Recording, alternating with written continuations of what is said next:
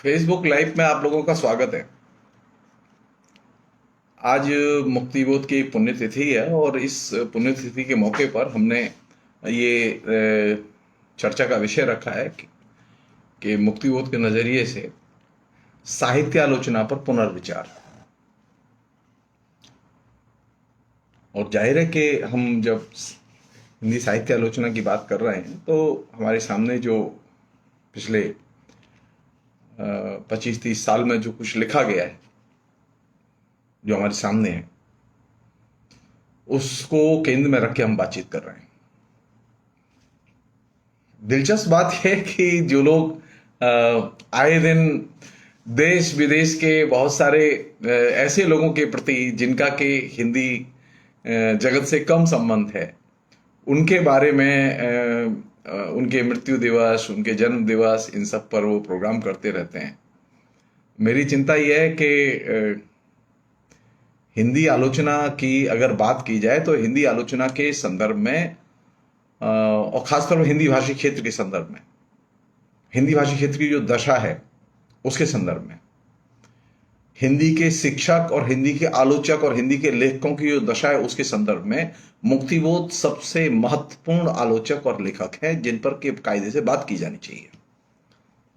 मुझे अपने थोड़े से अपने पर्सनल कामों की व्यस्तता की वजह से मुझे अभी पता नहीं है कि फेसबुक पर लोगों ने मुक्तिबोध को किस तरह से याद किया। अन्यथा मैं उसका इस्तेमाल करता भी जिक्र के लिए।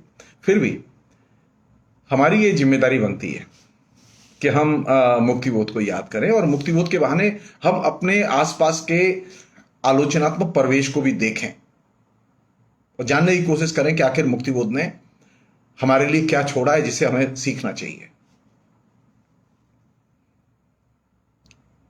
मेरे लिए थोड़ी सी एक मेरा मतलब कौतूहल है, और वो कौतूहल इसलिए भी है कि सामान्य तौर पर मुक्तिबोध के बारे में अब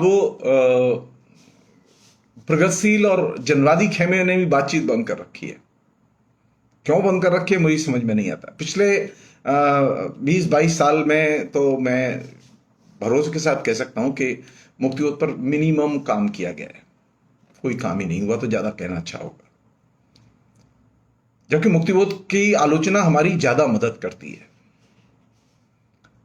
मैं जैसे भारत के और खासतौर पर आधुनिक भारत, लोकतांत्रिक भारत को समझने के लिए और उसके विकास में सबसे महत्वपूर्ण वैचारिक स्तंभ के तौर पर जिस तरह से पंडित जवाहरलाल नेहरू की भूमिका है, ठीक हिंदी की स्वातंत्र्योत्तर दौर की जो हिंदी आलोचना है और जो साहित्य है उसको समझने में मुक्तिबोध बिल्कुल उसी तरह से हमारे सामने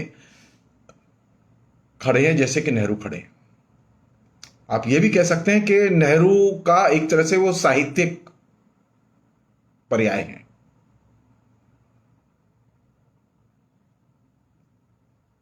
मुक्तिबोध मार्क्सवादी थे, नेहरू भी मार्क्सवादी थे। और चूंकि इन दिनों सबसे ज्यादा पंडित जवाहरलाल नेहरू पर हमले हो रहे हैं, तो ये तो चिंता है कि मुक्तिबोध क्या सोचते थे जवाहरलाल नेहरू के बारे में।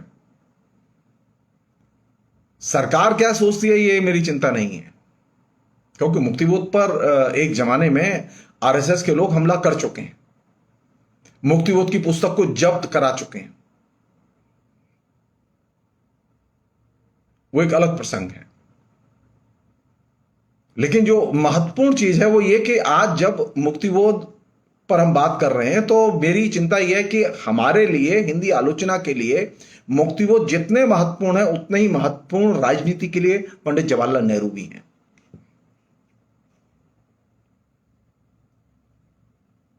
मुक्तिबोध की जो पुस्तक जब्त की गई थी, उस पुस्तक में पंडित जवाहरलाल नेहरू पर जो चैप्टर, छोटा ही सा चैप्टर है लेकिन चैप्टर जो लिखा गया उसमें जो शीर्षक दिया वो बहुत ही कमाल का शीर्षक था। मुक्तिबोध ने शीर्षक दिया था भारतीय स्वाधीनता का सूर्य। अब आप सोचिए, पंडित जवाहरलाल नेहरू को मुक्तिबोध जैसा मार्क्सवादी जब किताब लिखने जाता है तो वह अनकंडीशनली इन पदबंधों का इस्तेमाल करता है और वो कहते हैं कि नेहरू क्या है, भारतीय स्वाधीनता का सूर्य। जो हमारे यंग लोग हैं जिन्होंने मुक्तिबोध को नहीं पढ़ा है, उनकी ये जिज्ञासा हो ही सकती है कि आखिर ये बात उन्होंने कहाँ, किस जगह लिखी, किस पुस्तक में लिखी। उनकी जानकारी के लिए मैं सिर्फ इतना कह सकता हूं कि भारत इतिहास और संस्कृति नाम की जो उनकी पुस्तक है, जो कि प्रतिबंधित की गई आरएसएस के दबाव में, उस पुस्तक में उन्होंने नेहरू को इस संबोधन से हमारे सामने पेश किया, भारतीय स्वाधीनता का सूर्य। 75 साल हो रहे हैं ना, अमृत जयंती मनाई जा रही है। निश्चित तौर पर हम साहित्यकार हैं और साहित्य के विद्यार्थी हैं, तो हमें साहित्यकारों ने नेहरू को कैसे देखा उसकी चर्चा करनी चाहिए, उसको सामने लाना चाहिए। मुक्तिबोध ने लिखा था, उसी में से एक पंक्ति मैं सुना रहा हूं आपको। प्रधानमंत्री पंडित जवाहरलाल नेहरू के नेतृत्व में भारतीय जनतंत्र की प्रतिष्ठा हुई। आगे वो लिखते हैं, एक और छोटी सी पंक्ति है, पंडित नेहरू के पास देश का एक स्वप्न है, भारत शक्तिशाली बने, आर्थिक दृष्टि से आत्मनिर्भर हो, संपन्न हो, जनता शिक्षित और सुसंस्कृत बने। कोटेशन बंद। अब आप सोचिए, भारतीय स्वाधीनता के सूर्य के पास सपना था और हिंदी आलोचना का जो सूर्य था मुक्तिबोध, उसके पास में भी आलोचना का एक स्वप्न था, विजन था, जिस पर कि जिस तरह से नेहरू के बारे में बात नहीं करते लोग, वो उनमें बहुत सारे प्रगतिशील भी शामिल हैं, उसमें बहुत सारे जनवादी भी शामिल हैं। उसी तरह वे लोग अब वो मुक्तिबोध पर भी बात नहीं करते।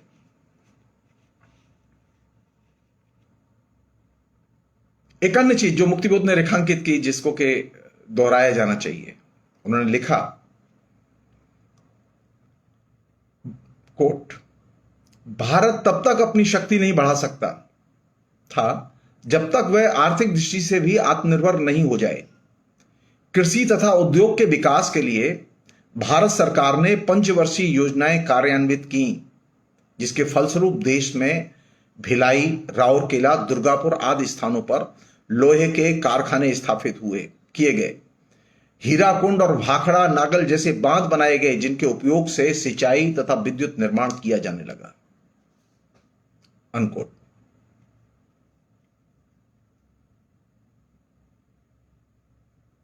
आज पूरी की पूरी नेहरू की विरासत खतरे में है। नेहरू की पूरी जो सर्जित की गई जो संपदा थी देश के लिए, नेहरू के नेतृत्व में जो आपने बुनियादी उद्योग खड़े किए थे, आज वो पूरे के पूरे खतरे में है।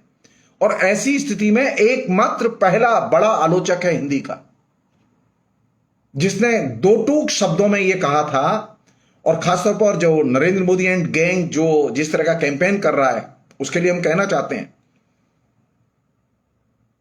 कि मुक्तिबोध ने क्या कहा था नेहरू के बारे में, भारतीय स्वाधीनता का सूर्य। और ये जो भारतीय स्वाधीनता का सूर्य जो संबोधन है, यह संबोधन अपने आप में एक बहुत बड़ी जिम्मेदारी हमारे कंधों पर डालता है। मेरी एक सामान्य सी चिंता है विद्यार्थी होने के नाते, कौन सी ऐसी चीज रही है जिसने कि नेहरू के साथ में एक डिस्कनेक्ट हिंदी आलोचना का पैदा किया। बाद में मुक्तिबोध मार्क्सवादी होते हुए भी नेहरू के साथ में अपना कनेक्ट बनाए रखते हैं। और हिंदी के जो कालांतर में मुक्तिबोध के बाद, मतलब संयोग की बात देखिए, 64 में नेहरू की मृत्यु होती है, 1964 में, और 1964 में ही पहला संकलन चांद का मुंह टेढ़ा है के नाम से मुक्तिबोध का प्रकाशित होता है। उसके पहले मुक्तिबोध की कोई किताब प्रकाशित नहीं होती। मुक्तिबोध ने बहुत लिखा था। संयोग की बात देखिए, यहां मौका नहीं है उनकी कविताओं पर बात करने का भी। फिलहाल मैं जो चीज जो मेरी चिंता का क्षेत्र है आज जो मैंने रखा है, मैं उसी तक सीमित रखूंगा, और जो अभी करंट जो पॉलिटिक्स, कल्चर, लिटरेचर जो कुछ घट रहा है उसकी मैं चर्चा करूंगा आपसे। दूसरी चीज जो बहुत महत्वपूर्ण है, जो कि चर्चा के केंद्र में आई ही नहीं, क्यों नहीं आई, जवाब दें। जनवादी लेखक संघ के लोग जवाब दें, प्रगतिशील लेखक संघ के लोग भी जवाब दें, क्योंकि वे मुक्तिबोध के वारिस होने का दावा करते हैं। जाति के सवाल पर सबसे पहले, सबसे अच्छे ढंग से मुक्तिबोध ने लिखा। तो जिस समय ये दलित विमर्श शुरू हुआ और दूसरी चीजें शुरू हुई, जबकि उन्होंने ये आलोचना लिखी दलितों ने कि हमारी ऊपर विचार नहीं किया गया, हमारी समस्या पर विचार नहीं किया गया, तो मुक्तिबोध को केंद्र में लाने की जरूरत थी। मुक्तिबोध पहले आलोचक है हिंदी के जो कि जाति के सवाल को केंद्र में लाते हैं। लेकिन आपको पूरी आप आलोचना पढ़ जाइए, हिंदी में कुछ धुरंधर हैं जिन्होंने मुक्तिबोध के जो स्पेशलिस्ट माने जाते हैं, अशोक चक्रधार हैं, उसमें सुधीर पचौरी हैं, उसमें कर्ण सिंह चौहान हैं, उसमें और भी लोग हैं, उसमें चंचल चौहान है। देखिए जाके मुक्तिबोध ने जो जाति के सवाल पर लिखा, क्या उस पर कभी संगठन में बहस कराने की या पत्रिकाओं में बहस चलाने की कोशिश की गई? नहीं। क्यों? मुक्तिबोध का लिखा इतना अप्रासंगिक है कि आप ओम प्रकाश वाल्मीकि पर बात कर सकते हैं, आप किसी और दलित लेखक को बात कर सकते हैं, लेकिन मुक्तिबोध के लिखे पर बात नहीं कर सकते। ये जो मतलब जिसे कहें कि एक खास तरह का चुन के पढ़ना, चुन के छोड़ना, ये ठीक नहीं है। मुक्तिबोध पहला बड़ा आलोचक है हिंदी का जो कि समग्रता में भारतीय समाज, भारतीय संस्कृति और भारतीय सभ्यता के पूरे विमर्श को सामने लाता है। हिंदी में किसी भी आलोचक ने, रामविलास शर्मा को छोड़ के किसी भी आलोचक ने यह काम नहीं किया। न नामवर जी ने किया, न शिव कुमार जी ने किया, न रमेश कुंतल मेघ ने किया, न बाकी चंद्रवली सिंह या दूसरे लोग, उन लोगों ने किया। उर्दू के लेखकों की तो मुश्किल ही है कि वो मुक्तिबोध को जानते ही नहीं है, वो नाम से भर जानते हैं। तो ज्यादा जिम्मेदारी किसकी थी? ज्यादा जिम्मेदारी हमारी थी, प्रगतिशीलों की थी कि वे मुक्तिबोध के बारे में लिखते और बोलते। मुक्तिबोध ने जो काम छोड़ दिया उस काम को पूरा करते। जहां मुक्तिबोध आलोचना को छोड़ के गए हैं उससे आलोचना को बाहर निकालते।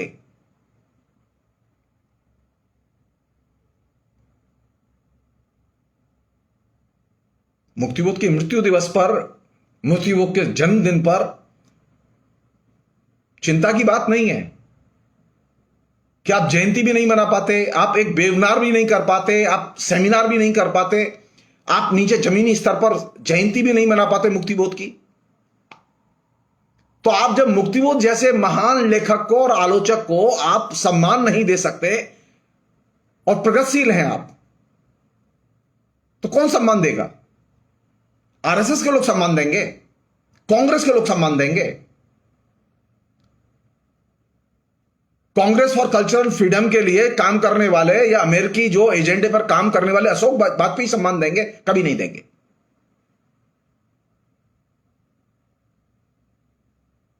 प्रगतिशीलों की, जनवादियों की यह जिम्मेदारी बनती है कि मुक्तिबोध को सेलिब्रेट करें। अरे आपकी स्थिति है कि आप एक कोई टुइया से लेखक के कोई उपन्यास आता है तो आप उसको सेलिब्रेट करते हैं, लगातार लिखते चले जाते हैं। और मुक्तिबोध ने जिसने महत्वपूर्ण आलोचनात्मक ग्रंथ लिखे,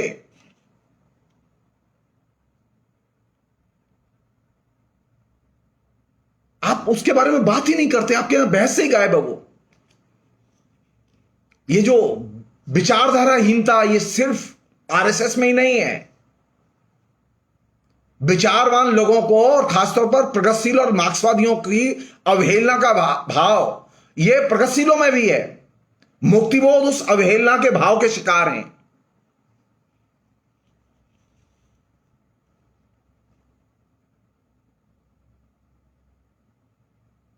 तो मेरी चिंता तो यह है कि मुक्तिबोध ने जो जाति के प्रश्न उठाए और जिस पर्सपेक्टिव से उठाए उनको हमने खोला क्यों नहीं।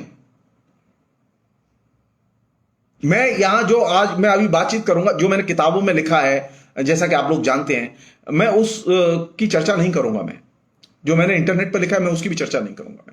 मैं कुछ अलग से बात करूंगा जो मुक्तिबोध की लिखी हुई है, जो कि हमारे डिस्कोर्स से गायब हो गई हैं, हमारे विमर्श से गायब हो गई हैं, हमारे पूरे के पूरे पब्लिक डोमेन से गायब कर दी गई हैं। मैं एक छोटा सा उदाहरण दे रहा हूं आपको। अगर हमने ध्यान दिया होता समय रहते तो आज वह स्थिति नहीं होती जो कि स्थिति आज है।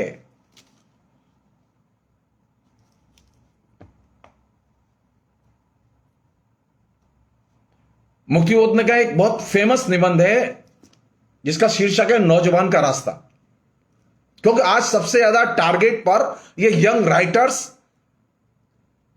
नौजवान एक्टिविस्ट, छात्र, ये सबसे ज्यादा टारगेट पर हैं। रिएक्शनरी आइडियोलॉजी सबसे ज्यादा इनको घेरे हुए है। मुक्तिबोध पहले व्यक्ति थे, आप उस निबंध को पढ़िए, वो लिखते हैं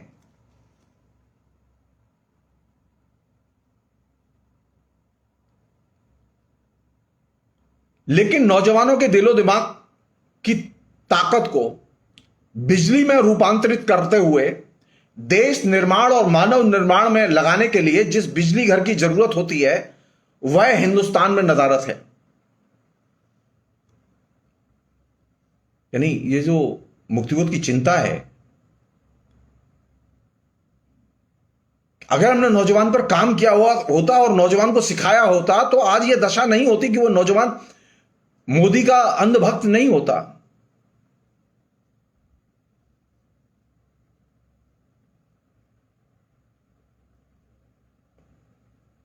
मैं चाहूंगा कि वो पूरा हिस्सा थोड़ा सा पढ़ा जाए। जिस देश में नौजवान मारे मारे फिरते हैं, बेकार रहते हैं, भूखों मरते हैं, बौद्धिक और आर्थिक विकास के लक्ष्य ही जहां गुम हैं, तो उस देश के नौजवान अगर अपनी खाली जेब और भूख की यंत्रणाओं को, अपने दुर्भाग्यों को चवन्नी छाप एक्सट्रेसों की सूरत देखकर, यानी अभिनेत्रियों की सूरत देखकर 2 मिनट के लिए बुलाना चाहता हो, तो उस नौजवान की तृषित आंखों को लोग भले ही गलत समझें, हम उनके बारे में किसी गलतफहमी में नहीं है, क्योंकि हमारा नौजवान बेहद सच्चा है और बेहद अच्छा है। उसमें बड़ी आग है और बहुत मिठास है। वह दुनिया को उलट सकता है और उलटकर फिर पलट सकता है, लेकिन उसके दिलो दिमाग की ताकत को मानवीय बिजली में रूपांतरित करने वाला बिजली घर कहां है? वह तो नदारत है। इसलिए अगर हमारे नौजवान में कुछ दोष हैं, कुछ खामियां हैं, तो अपराध उसका नहीं है, क्योंकि हमारा नौजवान बहुत सच्चा और बेहद अच्छा है। अनकोट।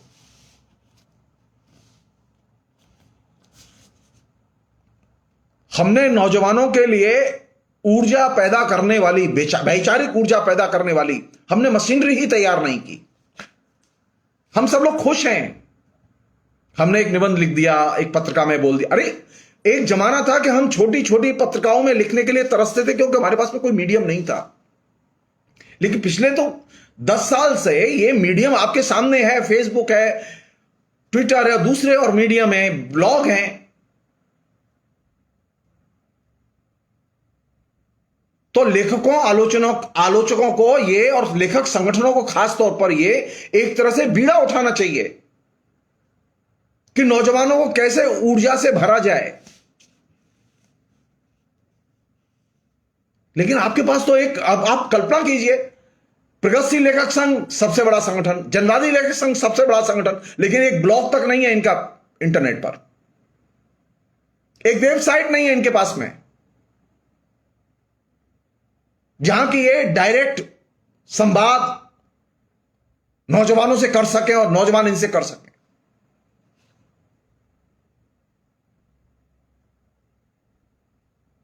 मुक्तिबोध पहले आलोचक थे जिन्होंने कि नेहरू के जमाने में ही ये पहली बार ये चीज भांप ली थी कि डेवलपमेंट तो हो रहा है, लेकिन नौजवानों के लिए, दिमाग के लिए बिजली घर तैयार नहीं हुआ है।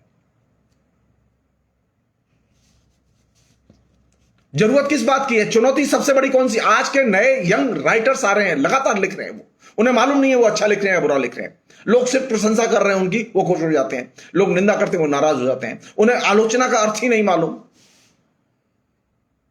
जो शिक्षक हैं उन्हें आलोचना का अर्थ नहीं मालूम, क्योंकि उनको सिखाया नहीं गया या उन्होंने सीखने की कोशिश नहीं की। आलोचना के कई रूप प्रचलन में हैं, आप लोग जानते हैं। उसमें एक रूप तो वह है जो कि बुक रिव्यू के तौर पर आता है, जिसमें अच्छी अच्छी बातें होती हैं। दूसरा रूप वह है जो कि भाष्य और व्याख्या के रूप में है। तीसरा रूप वह है जो कक्षा के लिए लिखा जा रहा है।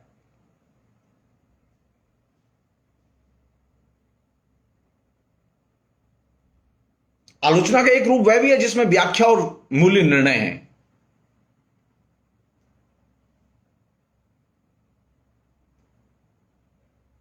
सवाल यह है कि क्या इन चारों रूपों के प्रचलन से आलोचना का विकास हुआ है? क्या नौजवानों को ऊर्जा मिली है? मैं बहुत विनम्रता से कहना चाहता हूं, मैंने मतलब लंबे समय तक विद्यार्थियों को पढ़ाया है, मैं जानता हूं।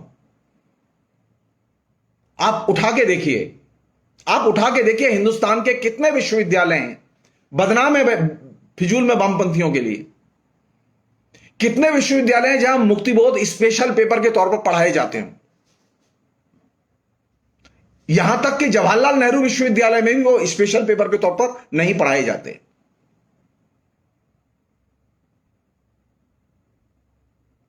अपना अनुभव बता रहा हूं मैं आपको। 1989 में जब मैंने कलकत्ते में ज्वाइन किया एज ए लेक्चरर,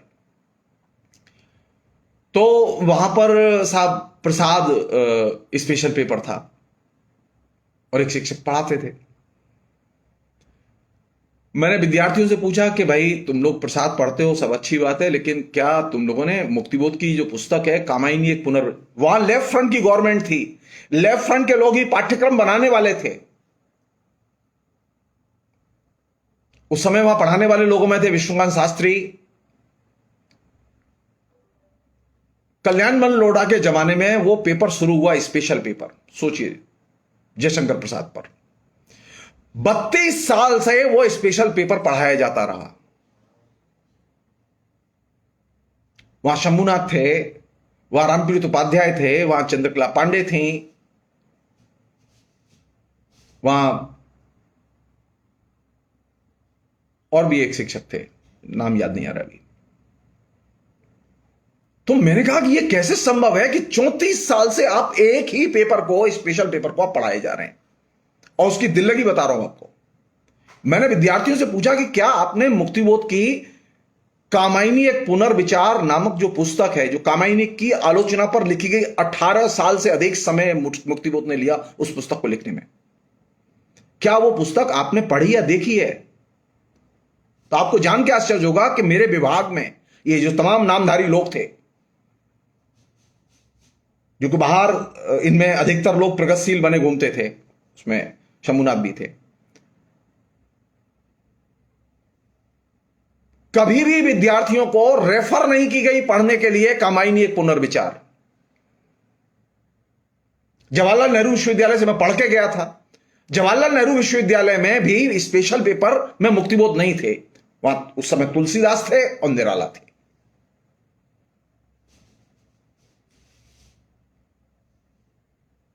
मैंने शिक्षक महोदय से पूछा जो पढ़ाते थे कि भाई ऐसा क्या है कि आप वो कामायनी एक पुनर्विचार को सजेस्ट नहीं करते पढ़ने के लिए? तो बोले हमने पुस्तक देखी ही नहीं है। समझिएगा, ये 1989 की बात बता रहा हूं मैं आपको। मैं पूर्ण भरोसे के साथ कह सकता हूं कि हिंदुस्तान के अधिकांश हिंदी के विभाग,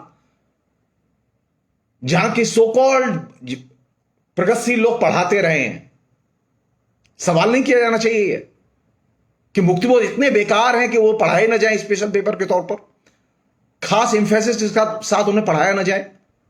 कोई वजह तो है कि मुक्तिबोध से किनारा कस लिया लोगों ने। अब यह है जगह जहां से कि एक लड़ाई की जगह शुरू होती है। मुक्तिबोध की लड़ाई की जगह शुरू होती है वहां पाठ्यक्रम में पढ़ाए कैसे जाएंगे, वो क्या पढ़ाया जाएगा। कैसे पढ़ाया जाएगा? आप चाहे अंधेरे में कविता लिख दीजिए, चाहे मुक्तिबोध का जो है पूरा का पूरा पेपर लिख दीजिए, रख दीजिए कोर्स में, लेकिन अगर पढ़ाने वाला इडियट है कोई टीचर जो कि आलोचना नहीं जानता, तो वो मुक्तिबोध का भी भट्टा बैठाएगा। क्योंकि आलोचना का मतलब एक अलग डिसिप्लिन है और मुक्तिबोध एक बड़े आलोचक और कवि दोनों हैं।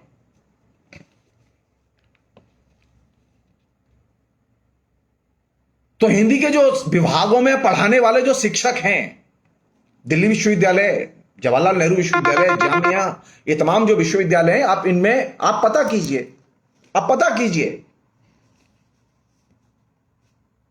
जानने की कोशिश कीजिए। आधुनिक भारत पर बात करते समय, आधुनिक आलोचना पर बात करते समय मुक्तिबोध एक बहुत महत्वपूर्ण आलोचक हैं। रामचंद्र शुक्ल से ज्यादा महत्वपूर्ण आलोचक हैं। आजादी के बाद का हिंदुस्तान मुक्तिबोध के बिना आप समझ नहीं सकते। और रामचंद्र शुक्ल और हजारी प्रसाद द्विवेदी और डॉक्टर नामवर सिंह, इनके जरिए आप आधुनिक भारत को समझ नहीं सकते। आप इनको लाख पढ़ लीजिए, आपके भेजे में हिंदुस्तान नहीं समझ में आएगा।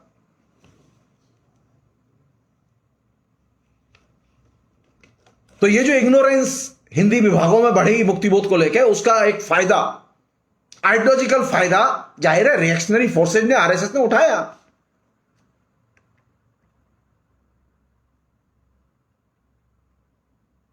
गालियां अभी भी पड़ रही हैं कि वामपंथी हैं, वामपंथी हैं नहीं कहीं।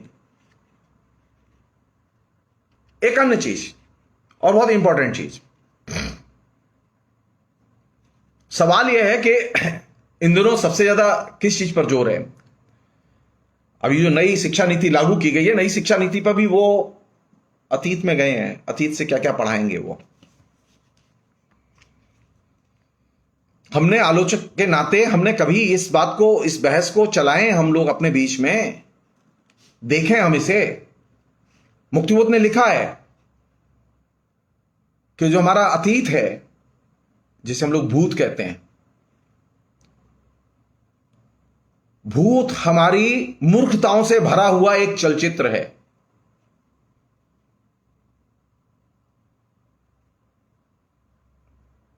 तो हमारे जोर किस बात पर है?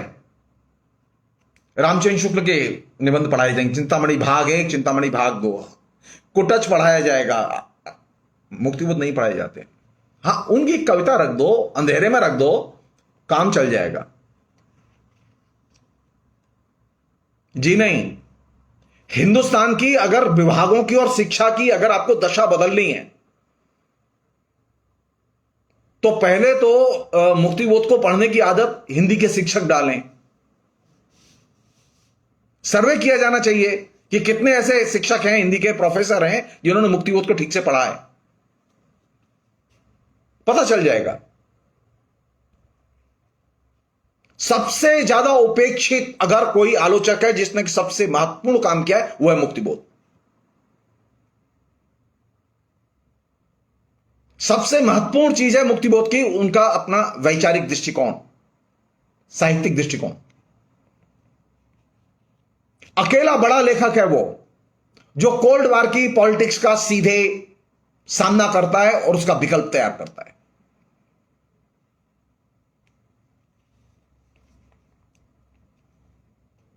एक छोटी सी चीज जिससे कि मैं चाहता हूं कि आप लोग समझें कि साहित्य किसे कहते हैं।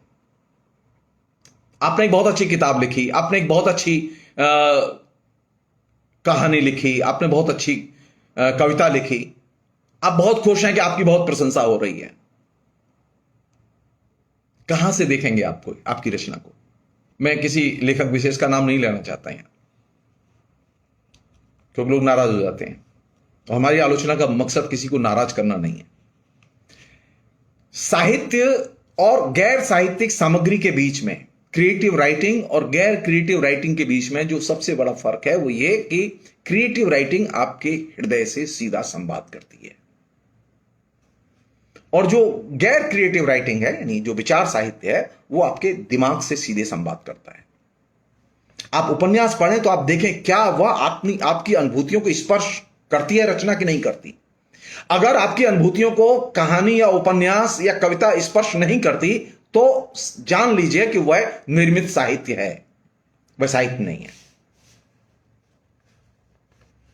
वह ऑर्डर पर माल तैयार किया गया है, वह तयशुदा ढांचे में तैयार किया गया है। साहित्य वह है जिसे आप फील करें। मुक्तिबोध का एक बहुत फेमस कोटेशन है इस प्रसंग में, बहुत ही शानदार कोटेशन है। वो कहते हैं, कैसे हमें देखना चाहिए, भाषा है उनकी, मैंने बहुत सरल ढंग से आपको बताया ये। वो कहते हैं, मैं तो वस्तुओं को टटोलना चाहता हूं और उन्हें वैसे ही रखना चाहता हूं जैसे कि वे मेरे हाथों को लग रही हैं। ना आप आंख मत देखिए, पर आपकी स्पर्शानुभूति वाली अंगुलियों से टटोलिए। संभव है वे छिद जाएं, उंगली में छिद जाएं, पर आपको इससे नुकसान नहीं होने का। रचना वह जो कि आप फील करें, स्पर्श करें, वो आपको हो सकता है खरोंच मार दे, कहीं चोट मार दे, लेकिन उससे विचलित होने की जरूरत नहीं है। और दूसरी चीज जो उन्होंने बहुत इंपॉर्टेंट चीज कही, जो कि मुझे बहुत अपील करती है, आज भी अपील करती है। मुझसे अगर पूछा जाए तो मुक्तिबोध मेरे सबसे प्रिय लेखक हैं। तो जो लोग अतीत की बार बार चर्चा करते हैं, वो राम राज्य के नाम पर हो, कृष्ण राज्य के नाम पर हो, वो किसी भी राज्य के नाम पर हो, अतीत की जो बार बार चर्चा करते हैं, उसके प्रसंग में उन्होंने एक महत्वपूर्ण पहलू की ओर ध्यान खींचा है। वो ये कि अतीत के बारे में जो लोग बात करते हैं, अतीत की जो लोग चर्चा करते हैं, अतीत की संस्कृति, अतीत की सभ्यता, इसके बारे में जो बातें करते हैं, वे असल में सत्य की परवाह नहीं करते। इसलिए आप देखें कि हमारे यहां जो एक तरह से अतीत को लेकर जो एक तरह से पूरी आंधी चली हुई है, कहीं कोई महाराणा प्रताप को लेकर व्यस्त है, कहीं कोई परशुराम को लेकर व्यस्त है, कहीं कोई ब्राह्मणों को लेकर व्यस्त है। सत्य को और सत्य की वो परवाह नहीं करते जो अतीत में रहते हैं। और ये जो एक बड़े पैमाने पर जो अभी एक कल्चर विकसित हुई है कि हम जिससे देखो वो कंजर्वेटिव, मेरी चिंता थी ये कि आलोचना के पास में इसका उत्तर क्या है। मुझे मुक्तिबोध से मदद मिली इसमें। मुक्तिबोध कहते हैं कि ये जो अनुदार भाव आपको दिखाई देता है जीवन में, वो इसलिए पैदा होता है कि आप एक दूसरे को समझते नहीं हैं। अगर आप एक दूसरे को समझेंगे तो अनुदार भाव पैदा ही नहीं होगा। इसका मतलब है कि पिछले कई दशकों में हम लोगों के बीच में आपसी समझदारी खत्म हुई है, और यही वजह है कि एक बड़े पैमाने पर कंजर्वेटिव भाव हम लोगों के अंदर पैदा हुआ है।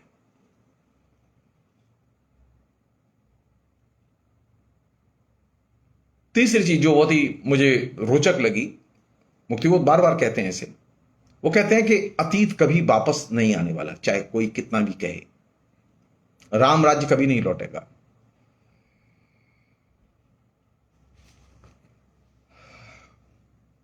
मुक्तिबोध पहले बड़े आलोचक हैं जिस पर कि कायदे से यहां से सोचा जाना चाहिए, जिसकी बात मैं अभी अब करने जा रहा हूं आपसे।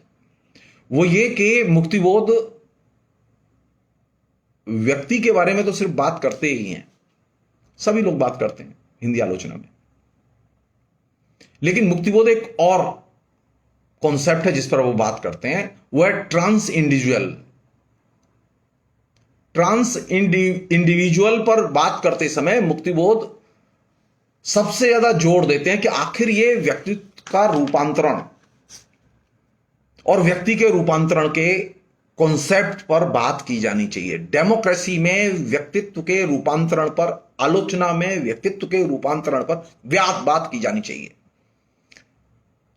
तो व्यक्तित्व के रूपांतरण पर तो हम बात नहीं करते, हम दलित पर बात करते हैं। दलित पर बात करते समय हम स्त्री पर बात करते हैं, स्त्री पर बात करते समय हम कहां जाते हैं, स्त्री की जो अवस्था है, लेकिन उसके रूपांतरण के भावों पर हम नहीं लौटते। हम उसके रूपांतरणकारी रूपों पर नहीं लौटते। मसलन एक लेखक, ये ठीक है कि वो 60 साल पहले वो दलित था, उसका दलित में परिवार में जन्म हुआ, उसने बहुत ही शोषण देखा, उसका उत्पीड़न देखा, उस उत्पीड़न से संघर्ष करते हुए बड़ा हुआ। और तो हमें कहां से देखना चाहिए उसे? उसके उत्स को देखना चाहिए और उसके ट्रांसफॉर्मेशन को देखना चाहिए, उसके व्यक्तित्वांतरण को देखना चाहिए। आलोचना में बात करते समय व्यक्तित्वांतरण की जो प्रक्रिया है, उस व्यक्तित्वांतरण की प्रक्रिया पर कम से कम चर्चा हुई है।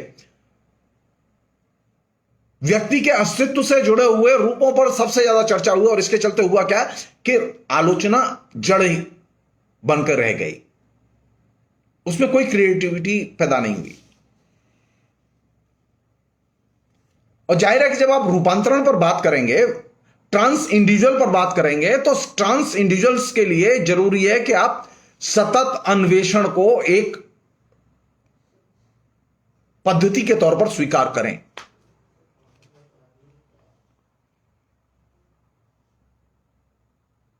और सतत अन्वेषण के बिना आप ये चीज विकसित नहीं कर सकते। तो हम करते क्या है कि हम, मसलन आप किसी दलित लेखक की जीवनी देखिए, आप ओम प्रकाश वाल्मीकि की जीवनी देखिए, किस बात पर बात की जानी चाहिए? ओम प्रकाश वाल्मीकि के जन्म पर या उनके ट्रांसफॉर्मेशन पर? मेरी व्यक्तिगत राय उनके रूपांतरण पर बात की जानी चाहिए। बात जन्म से शुरू होगी लेकिन जन्म पर खत्म नहीं होगी, क्योंकि व्यक्तित्व का जो परिवर्तन है, रूपांतरण है, वो बहुत महत्वपूर्ण है। तो आलोचना रूपांतरण के रूपों पर बात ही नहीं कर रही, चाहे वो दलित आलोचक हो, चाहे वो स्त्री आलोचक हो।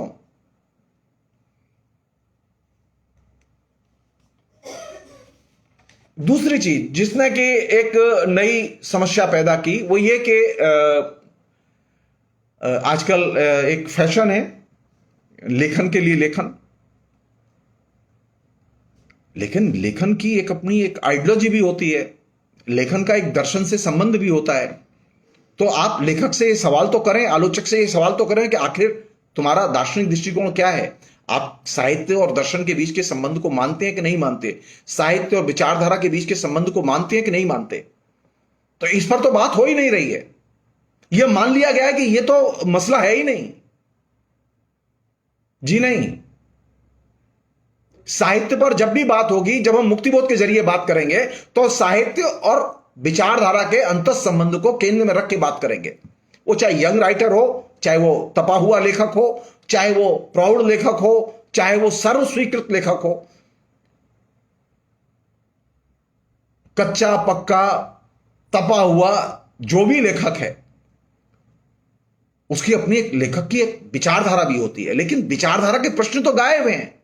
तो जब विचारधारा के प्रश्न साहित्य में उठाएंगे ही नहीं, साहित्यकारों के मूल्यांकन के क्रम में विचारधारा के सवाल उठाए ही नहीं जाएंगे, तो वैसी स्थिति में साहित्य का विसर्जन होगा,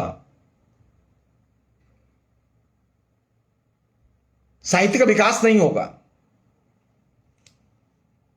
तो हमने एक नई पद्धति विकसित की है कि हम फैशनेबल ढंग से एक दूसरे की रचनाओं की प्रशंसा करते हैं, कहते हैं बहुत अच्छा लिखा है, बहुत शानदार लिखा है, बहुत शानदार बोलते हैं। अरे बोलते क्या है, उसका कोई आइडियोलॉजिकल पहलू भी है या नहीं है? जो लिखा गया है उसका कोई वैचारिक आयाम भी है या नहीं है? तो साहित्य और विचारधारा के अंतर संबंध पर बात एक सिरे से गायब है, और साहित्य पर सिर्फ बात होगी, तो फिर वो बात कहां जाएगी? साहित्य बिना विचार के या विचारधारा के लिखा नहीं जा सकता। हर लेखक की परीक्षा, चाहे वो स्त्री हो, चाहे वो दलित हो, चाहे वो गैर दलित हो, हर साहित्यिक कृति की और कृतिकार की परीक्षा उसके साहित्य और विचारधारा, साहित्य और दार्शनिक दृष्टिकोण के साथ में रख के होनी चाहिए। क्योंकि दर्शन के बिना आप सही रास्ता खोज नहीं सकते, आइडियोलॉजी के बिना आप सही रास्ता खोज, साहित्य लिखकर आप सही रास्ता नहीं खोज सकते, आप चाहे जितनी किताबें लिखें। फिर तो वो जो बाजारू लेखक हैं, जो व्हीलर स्टॉल पर बिकते हैं, गुलशंदा और प्यारेलाल आवारा टाइप जो लोग हैं, या सुरेंद्र पाठक जैसे लोग हैं, उनके और किसी और साहित्यिक लेखक के बीच का कोई संबंध में कोई फर्क ही नहीं होगा। साहित्य की अपनी एक विचारधारा भी होती है, चाहे उपन्यास हो, कहानी हो, कविता हो, उसकी एक विचारधारा होती है। उस विचारधारा की चर्चा एक सिरे से आलोचना से धीरे धीरे धीरे धीरे बहिष्कृत कर दी गई है। और यह एक बहुत सीरियस चीज है। साहित्य से विचारधारा का या साहित्यकार के जीवन से उसके दार्शनिक दृष्टिकोण का बहिष्कार उसे एकदम सामान्य व्यक्ति बना देता है, वह साहित्यकार नहीं होता। साहित्यकार की पहचान बनती है अपने दार्शनिक दृष्टिकोण के आधार पर, उसके वैचारिक दृष्टिकोण के आधार पर। सिर्फ लेखन से साहित्यकार की पहचान नहीं बनती।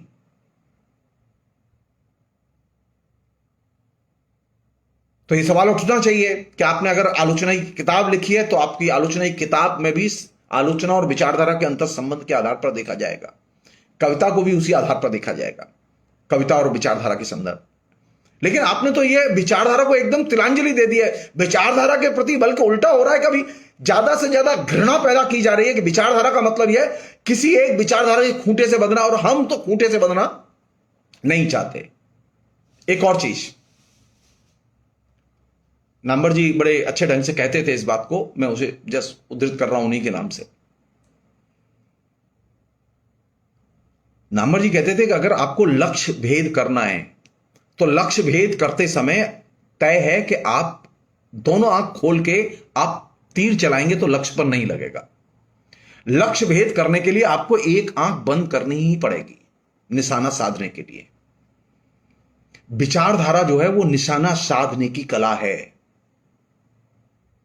आप दोनों आंख खोल के, आप विचारधाराहीन होके, आपको एक कोई विचारधारा स्वीकार करनी ही होगी। आप चाहे अस्तित्ववादी हो, चाहे वो आप जिसे कहें कि हिंदुत्ववादी हो, चाहे आप मार्क्सवादी हो, आपको एक कोई विचारधारा स्वीकार करनी होगी। बिना विचारधारा के आप लक्ष्य अर्जित नहीं कर सकते। तो ये जो साहित्य में जो इन दिनों एक सिरे से जो खिचड़ी पक रही है कि हम लिख रहे हैं, तुम भी लिख रहे हो, तुम बहुत अच्छा लिख रहे हो, हम भी बहुत अच्छा लेकिन आइडियोलॉजी क्या है? जिसे मुक्तिबोध अपनी भाषा में कहते थे, पार्टनर तेरी पॉलिटिक्स क्या है? तो ये जो लेखक लिख रहे हैं, बड़ी संख्या में लिख रहे हैं, यंग राइटर्स बड़ी संख्या में लिख रहे हैं, इनसे पूछा जाना चाहिए कि इनकी पॉलिटिक्स क्या है। इनसे पूछा जाना चाहिए और मूल्यांकन किया जाना चाहिए इनकी विचारधारा क्या है। ये प्रशंसा करना आलोचना नहीं है, व्याख्या करना आलोचना नहीं है। हर कृति को विचारधारा की कसौटी पर कसा जाना चाहिए।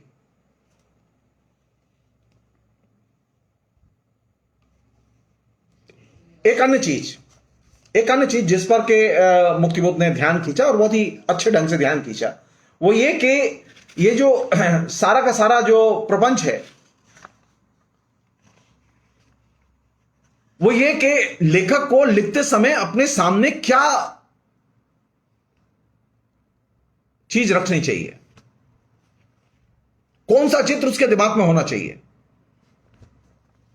वो भारत के कौन से हिस्से को देखना चाहता है, वो पूरे भारत को देखना चाहता है, या वो किसी एक पहलू को देखना चाहता है, या किसी एक एटीट्यूड को देखना चाहता है, या किसी एक खास तरह के छोटे से रूप को देखना चाहता है। यह एक चीज बहुत महत्वपूर्ण है कि लेखक क्या देखना चाहता है। लेखन के नाम पर लेखन, उपन्यास के नाम पर उपन्यास, लेकिन सवाल यह देख क्या रहे हैं आप उपन्यास में? आप कौन सी चीज दिखाना चाहते हैं?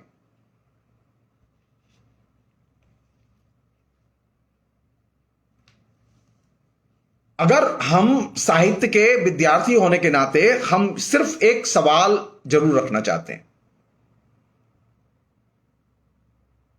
छोटी सी चीज है जिसका मैंने शुरू में जिक्र किया मुक्तिबोध के बहाने। साहित्य कम से कम आपकी अनुभूति को स्पर्श तो करे। अभी मैं बहुत ही विनम्रता से कह रहा हूं, अधिकांश साहित्य ऐसा लिखा जा रहा है जो कि वो पाठक की अनुभूति को स्पर्श नहीं करता। नाम अगर गिनाना शुरू करूंगा तो सारे लोग नाराज हो जाएंगे और मुझे जो है बिल्कुल एकदम मेरे खिलाफ में जिहाद बोल देंगे।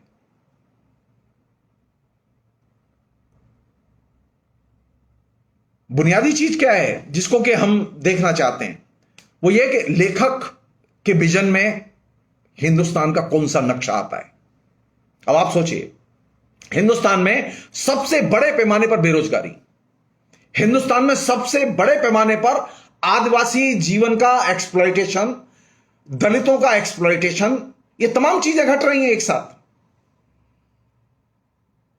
और भी बहुत सारी चीजें इस बीच में घटी हैं। डी इंडस्ट्रियलाइजेशन एक सबसे बड़ा फिनोमेना है। लेकिन राजनीतिक तौर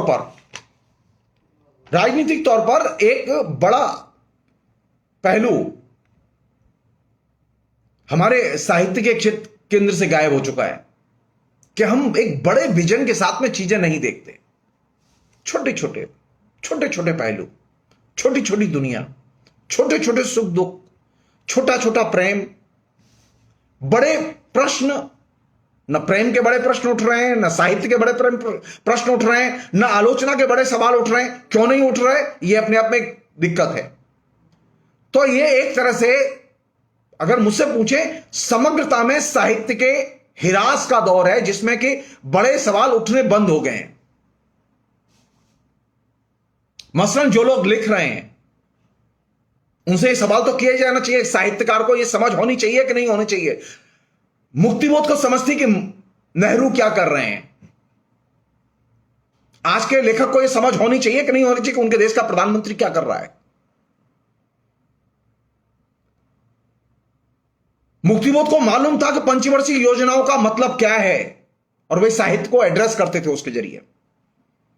लेकिन यहां तो पंचवर्षीय योजनाओं को उठा के फेंक दिया गया और किसी भी लेखक ने प्रतिवाद में एक निबंध नहीं लिखा।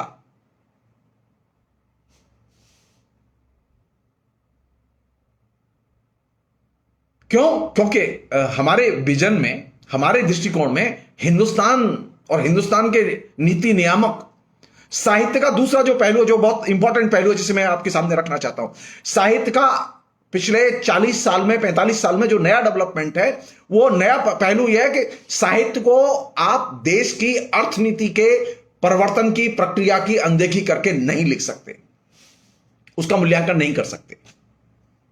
तो हमने क्या किया है कि हमने कुछ नाम छोड़ने शुरू कर दिए हैं। नव्य उदारवाद, नव्य आर्थिक नीति, ये कह के छोड़ देते हैं हम लोग। जी नहीं, आप विश्लेषित कीजिए, आप विश्लेषित कीजिए कि साहित्य में नव्य आर्थिक नीति का मतलब क्या है। आप विश्लेषित कीजिए कि पहले की जो आर्थिक नीति थी उसका साहित्य के लिए अर्थ क्या था, समाज के लिए अर्थ क्या है। लेकिन साहित्य की तो और जो यंग लेखक है उसकी तो ये चिंता ही नहीं है।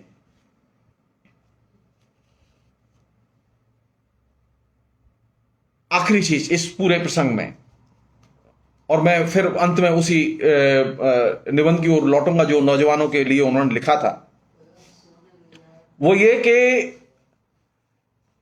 इन दिनों एक बीमारी फैली हुई है बहुत बड़े पैमाने पर जिसे हम लोग देश प्रेम कहते हैं। मुक्तिबोध पहला आलोचक है, हिंदी का बड़ा आलोचक है, जो कि यह कहता है कि हमें देश प्रेम से बचना चाहिए।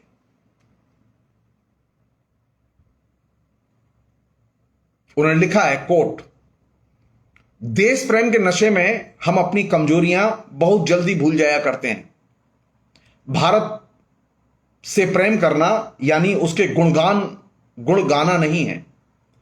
भारतीय संस्कृति के उपासक उसके दोष देखना भूल जाया करते हैं। तो ये जो देश प्रेम है, इस देश प्रेम की आड़ में ये जो बहुत सारे जो दोष हैं इस देश के, वो दोष क्या हैं? उनकी चर्चा क्यों नहीं होती? उन पर बातें क्यों नहीं होती? उन पर आलोचना में क्यों नहीं लिखा जाता कि देश के दोष क्या हैं? या जो लोग देश प्रेम की बातें कर रहे हैं, वे देश प्रेम की बातें करते समय वे तमाम पहलुओं की चर्चा क्यों नहीं करते कि हमारे अंदर एक ऐसी खास तरह की विचारधाराहीनता क्यों पैदा हुई, या ये निर्बुद्धि संसार क्यों पैदा हुआ? या ये भी कह सकते हैं ये जो हृदयहीनता है जो कि बड़े पैमाने, यानी आप सोचिए कि कोरोना पीरियड में तकरीबन 40 लाख से अधिक लोग मर गए। सुप्रीम कोर्ट का ऑर्डर है कि गवर्नमेंट मरे हुए लोगों के लिए कंपनसेशन दे। सुप्रीम कोर्ट ने गवर्नमेंट की खिंचाई की है कि उसने अभी तक रिपोर्ट सबमिट नहीं की है कि उसने क्या किया इस पर। उन्होंने कहा कि कंपनसेशन तुम्हें देना होगा। हृदयहीनता का आलम देख गए, लेकिन अभी तक राष्ट्र ने एक दिन शोक नहीं मनाया। यह हृदयहीनता का चरमोत्कर्ष है। 40 लाख से अधिक लोग मर गए, लेकिन अभी हमारी जो कलम है ना उसमें से आग पैदा नहीं हुई। हमारे नौजवानों के यहां आग पैदा नहीं हुई। मुक्तिबोध कहते हैं कि भारत की जो दुर्गति है, भारत की जो खराबी है, उसका एक बड़ा कारण है निर्बुद्धि का भावबोध, और दूसरा बड़ा कारण है ये जो हृदयहीनता है। ये बहुत बड़ा कारण है। तो साहित्य की भूमिका यह है कि लोगों को ज्यादा से ज्यादा वो संवेदनशील बनाए। आप कोई चीज देखते हैं, आपको तत्काल रिएक्ट करना चाहिए। आपको लगता है गलत हो रहा है, आप बिना किसी डर के रिएक्ट करें। लेकिन आप तो डरते हैं, आप सच बोलने से डरते हैं। अंत में एक अच्छे लेखक के लिए क्या होना चाहिए, एक अच्छे आलोचक के लिए क्या होना चाहिए? एक ही चीज, ईमानदारी, ईमानदारी और ईमानदारी। मुक्तिबोध ने लेखक की ईमानदारी पर सबसे अधिक जोर दिया, और आज स्थिति है कि लेखक अपनी छोटी छोटी चीजों को हासिल करने के लिए पग पग पर समझौते कर रहा है। और इसने जिसका सबसे ज्यादा नुकसान किया वो कौन सी चीज है? वह साहित्य, वह आलोचना का प्रवेश।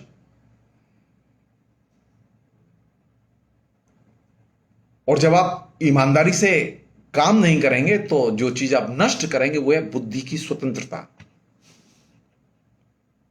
आप ईमानदार रहिएगा तो आप बुद्धि की स्वतंत्रता की रक्षा कर पाएंगे, और आप ईमानदार नहीं रहिएगा तो आप बुद्धि की स्वतंत्रता की रक्षा नहीं कर पाएंगे। और जब आप बुद्धि की स्वतंत्रता की रक्षा नहीं कर पाएंगे तो आप आलोचना का विकास भी नहीं कर सकते। आलोचना के विकास के लिए बेहद जरूरी है ईमानदारी। बिना ईमानदारी के और ईमानदारी के प्रति कमिटेड हुए बिना, आप मार्क्सवाद के लिए कमिटेड होने की जरूरत नहीं है, समाजवाद के प्रति भी कमिटेड होने की जरूरत नहीं है, आपको धर्मनिरपेक्षता के प्रति भी कमिटेड होने की जरूरत नहीं है। आप सिर्फ ईमानदार रहिए, और ईमानदारी के नाते आप जिस चीज की रक्षा पाई, जो अभी जो सबसे बड़ा भयानक जो पूरा का पूरा परिदृश्य में जो चीज फैली हुई है वो क्या है? झूठ और फ्रॉड। हर व्यक्ति इस एडिक्शन का शिकार है। तो ईमानदारी सबसे ज्यादा दांव पर लगी हुई है अभी। तो जब आप ईमानदारी से रह नहीं सकते, ईमानदारी से बोल नहीं सकते, ईमानदारी से स्टैंड नहीं ले सकते, तो आप स्वतंत्र बुद्धि की हिफाजत भी नहीं कर सकते। ऐसी स्थिति में आपका साहित्य समाज के किसी काम नहीं आएगा। तो लेखक के लिए लेखक की ईमानदारी बहुत महत्वपूर्ण है। बिना ईमानदारी के लेखक की रचना प्रभावहीन होती है। तो अगर आपको प्रभावशाली रचना लिखनी है, प्रभावशाली बनना है, तो ईमानदार बनिए। और ईमानदार बनने के लिए जाहिर है कॉस्ट तो देनी पड़ेगी। छोटी छोटी चीजों पर समझौतों से तो बचना पड़ेगा। संतोष विकसित करना होगा, तभी आप स्वतंत्र बुद्धि का विकास भी कर सकते हैं और स्वतंत्र बुद्धि की रक्षा भी कर सकते हैं। असंतोष में रहकर और असंतोष की जो अनंत भूख है उसके शिकार बन के आप आलोचना नहीं लिख सकते, आप साहित्य नहीं लिख सकते। तो ईमानदारी सबसे मूल्यवान चीज है, और अभी सबसे डिसऑनेस्ट होना, बेईमान होना सबसे सिंपल चीज है। हर आदमी बेईमान होने की होड़ में लगा हुआ है।